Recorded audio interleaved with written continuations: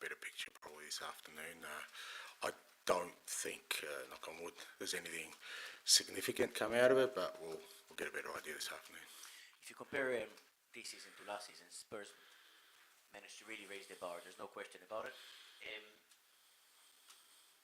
What do you think happened last night? It felt like a very not typical Spurs performance. Yeah, we weren't great. I think I said that after the game. For nowhere near the levels of sort of energy we usually show in games, particularly with the defensive side of our game. Our pressing's been pretty consistent all year. Our football's fluctuated, but yeah, I felt, especially in the first half, didn't show the same energy and intent in our defensive work. But as I said after the game, that's my responsibility. I've got to have a look at how I'm preparing a team and the teams are putting out there.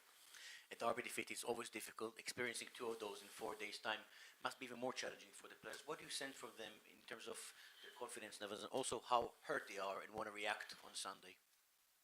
Yeah, look, I'm sure they're hurt, but it's also part of the process. It's not going to change. It's not going to you're not going to have less derbies next year, or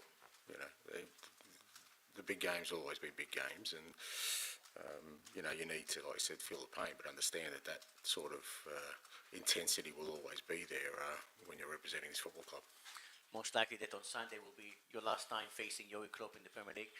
If you look at his nearly 9 years at Liverpool, what impressed you the most? Not only the achievements, but what he's done as a whole in the club. Yeah, look, he's had a massive impact.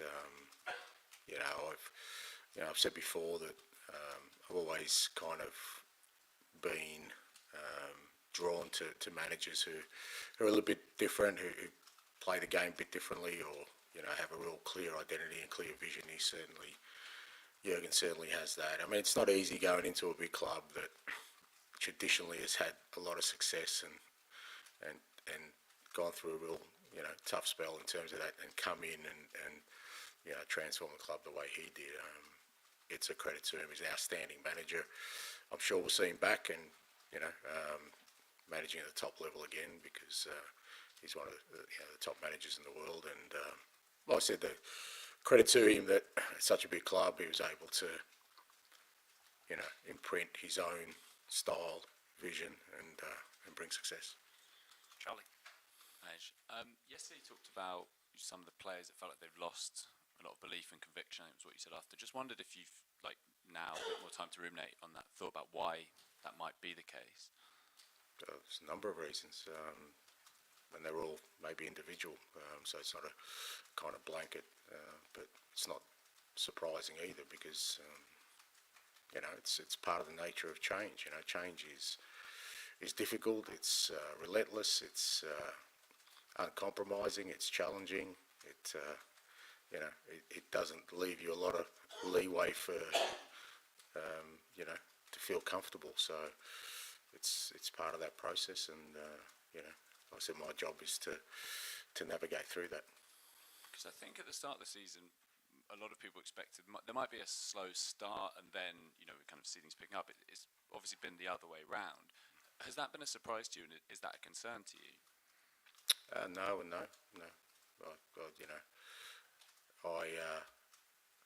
Every job I've taken has had tough bits. Sometimes at the start, sometimes in the middle, sometimes at the end. But no, nothing surprised me, and it's a necessary part of it. It's how you grow. You don't grow through just thinking everything's going to run smoothly. So you need to go through these times and find out more about yourself. Obviously, you'll have learned a lot about a lot of the players, not just in the good times, but especially in these bad times. Has that changed your view of kind of what's needed in the summer? I know you said that targets were decided a long time ago, but has that changed? No, absolutely not. Absolutely not. I mean, I'd be very surprised if you have heard me in this room from day one saying that we are still not a long way off. I think I've been pretty consistent, and if somebody can show me where I haven't said that, even when we were going well at the start, I still think we're a long way off. That being said, you always want to maintain a competitiveness through that building process, because at a big club, I don't think you can afford to drop off the pace too much. because then it doesn't allow you the possibility of continued growth. So I've always balanced that off, but I think I've been very, very consistent saying we've still got a long way to go. And just on, you were saying there about, it's what you're trying to do, players have to, it's uncomfortable for them constantly. Do you think some players have kind of shirked that, or that they don't, the last few games suggest they're not willing to put themselves out their comfort zone again and again?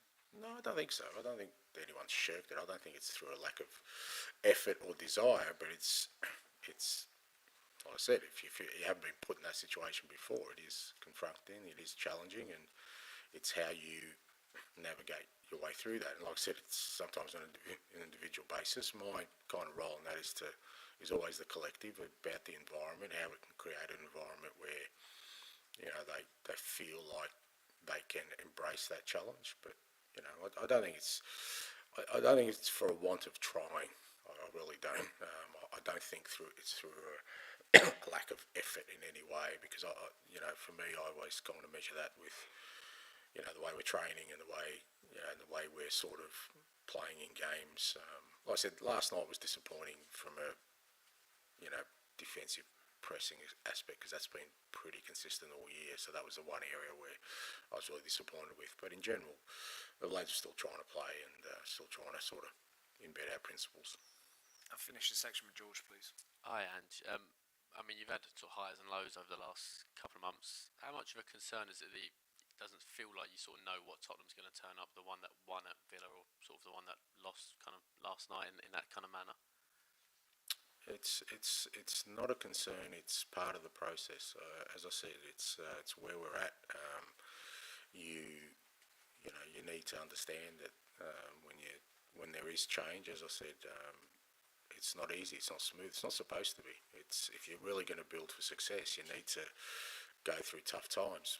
You don't go out trying to manufacture them. You don't create the tough times on purpose, but you have to go through them. If somebody can show me a team that hasn't been through a tough spell when they're building something, I'll be very surprised, because it's a necessary part of the process. You need to go through that. You need to understand how you're going to deal with that, who deals with it well, who doesn't deal with it well, from a football perspective, from a club perspective, from a staff perspective. All those kind of things reveal themselves, and that's part of the process. And you've said quite a few times that next season you want the team to be in that position to challenge Arsenal, challenge City. I mean, how far off do you feel like you are of that right now? I just finished saying we're a long way off, but that doesn't mean we can't challenge next year. Like, it doesn't. I don't know which other way to put it. I think in terms of the team I want us to be, we're a fair way off. But I'm not dismissing the fact that we have to be competitive and have to challenge for success. Every year I'm here. I'm not going to but I'm not going to dismiss any year as just a building year. Every year is a building year to get to where we want to, but it's also an opportunity for us to have success, as it was this year. We've fallen short of that. And a different sort of subject. Sonny's played a lot of games this season. I mean, the team hasn't had a long season in terms of games, but Sonny's played a lot of international games. Are you kind of looking at him with any temptation to rest him over these next week or so, because it feels like he's running empty a little bit? Yeah, look, it's